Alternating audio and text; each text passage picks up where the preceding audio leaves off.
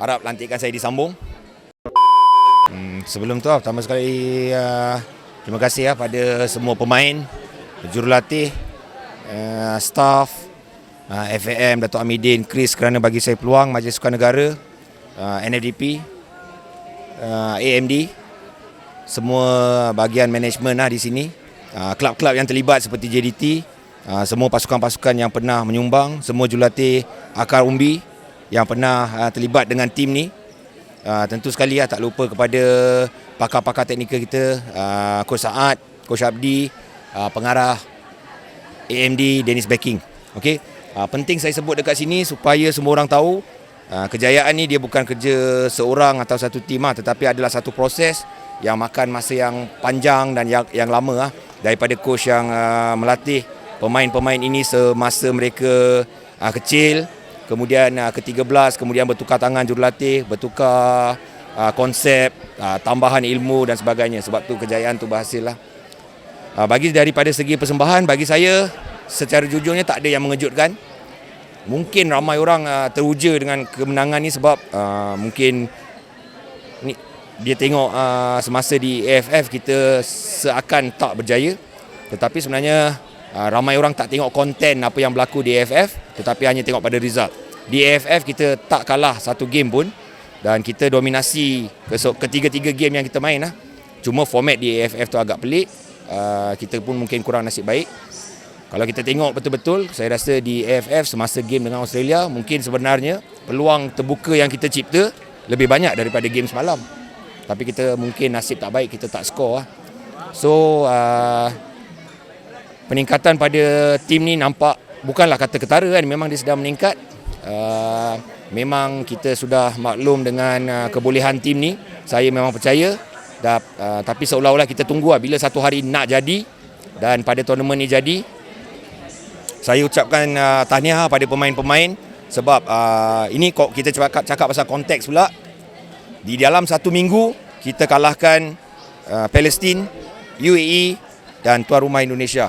Bukan kalahkan bersusah payah tetapi kalahkan mereka dengan bergaya, dengan mendominasi ketiga-tiga perlawanan ni. Okey. Kehadiran Presiden Indonesia sama bertemu dengan skuad coach, apa yang dia sampaikan kepada pemain? Bagi Datuk Amidin, tentu apabila Presiden Persatuan sampai membuatkan pemain teruja, jurulatih teruja dan dia menyampaikan kata-kata semangat dan dia sebenarnya sangat yakin kepada tim ni kan, dan dia beritahu kepada pemain jangan risau tentang apa-apa yang awak dengar dan sebagainya. Kita full kepercayaan kepada awak buat je kerja awak. Saya rasa apa yang dia sampaikan ni membakar semangat pemain.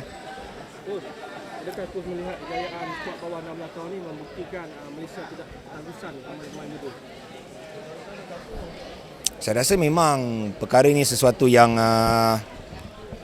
memang telah jelas Tetapi pemain-pemain muda ni perlu diasuh dengan betul dan laluan karier dia tu jauh kan. Kadang-kadang tersasar dalam perjalanan karier dia ni, dia tersasar. So jika kita sebagai satu ekosistem bola sepak, peminat, ibu bapa, sekolah, semua ni kena how do you say, we have to improve as a football nation. Kita kena improve, baru benda ni semua akan orang kata selari dan kita akan nampak hasil dia. At the moment kita as a football nation sangat tak stabil Kejayaan ini adakah mungkin boleh dibawa ke depan lagi, dengan kata lain tidak akan terhenti pada kali ini lagi? Ini kita kena teruskan Kalau kita tengok sekarang kita ada NFDP, kerjasama dengan FAM, MSN baik. Kelab-kelab sekarang ni memula lebih serius tentang pembangunan. So kalau benda ni semua kita boleh perkemaskan, perbaiki, tentu sekali sebab memang kita ada talent. Memang di Malaysia ni ada talent. Untuk kita dah layak. So apa lagi yang perlu untuk kita teruskan momentum sekarang ni untuk tahun depan punya Piala Asia? Saya rasa untuk tim ni walaupun cemerlang yang kita nampak sekarang cemerlang, tetapi sebenarnya pada pandangan saya masih banyak lagi aspek kita perlu baiki. So salah satu cara yang terbaik adalah game-game pendedahan di menentang tim-tim yang lebih kuat lah. Mungkin kita kena buat camp di Timur Tengah, di Jepun. So dapatkan lagi pemain-pemain ni game-game yang intensity dia sama seperti di competition yang baru-baru ni. Okay, dengan kejayaan tahun ini, tahun 2022 agak cemerlang untuk bola sepak Malaysia. Agak cemerlang walaupun ada sedikit setback apa semua. So adakah coach rasa kepimpinan Datuk Amidin boleh boleh kata sebagai bapa bola sepak moden sekali dengan DMJ? Ni soalan ni agak berat dan luar daripada skop saya sebab saya sebenarnya hanya seorang coach pembangunan yang melatih pemain-pemain berusia 16 tahun lah. Tetapi memang kita boleh katakan tahun ni agak cemerlang dengan klub-klub besar. Liga Super kita pun berjaya di pentas Asia, pasukan kebangsaan, kemudian pasukan U17 ni memang nampak ada something is happening dan kita harap trend ni akan terus kekal upward . Coach, kita tahu 2018 edisi lalu merupakan pencapaian terbaik dalam skuad bawah 16 di mana mereka layak di skuad akhir. So untuk tahun depan pula sasaran yang coach letakkan bagaimana? Pada 2014 2014 ya, dengan skuad bimbingan Coach Bala. Pertama sekali lantikan saya ni perlu disambung oleh FAM sebab lantikan saya sehingga AFC ni saja. So jika saya dilantik, kita akan cuba buat terbaik tepat sebab kalau kita tengok 16 pasukan yang layak tu tak ada game yang mudah. Maksudnya semua game yang mencabar dan memerlukan persiapan yang lebih rapi, memerlukan jauh lebih banyak kerja Dan kalau kita tengok pun masa sekarang dah bulan 10, tournament tu bulan 5, masa tu bukanlah terlalu panjang. Soalan terakhir komen coach dengan NFDP tidak sambung kontrak dengan 3 individu utama yang ni, Saad, Abdi dengan Dennis Bokin. Boleh komen sikit? Ini pun sesuatu yang agak susah untuk saya komen kan. Pertama sekali kita kena beri pujian kepada Majlis Sukan Negara di mana visi dia, hasil kerja dia pada masa yang lalu dia berjaya tarik, dia percaya kepada tiga individu ni dan berjaya bagi saya menaikkan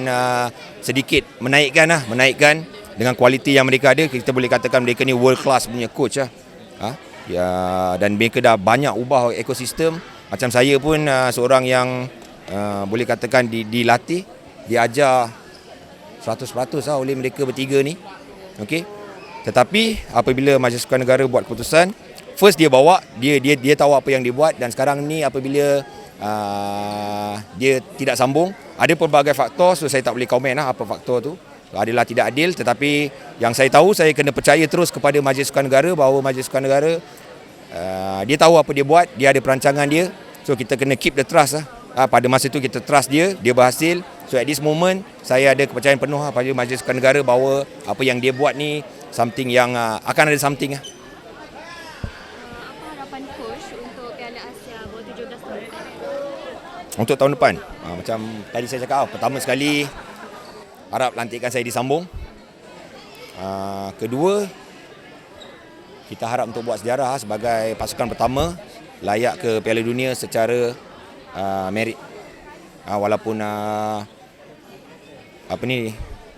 impossible, misi orang kata this will be mission impossible, but we must try. Dan orang kata kalau kita sasar ke bulan, paling-paling kita akan jatuh ke bintang.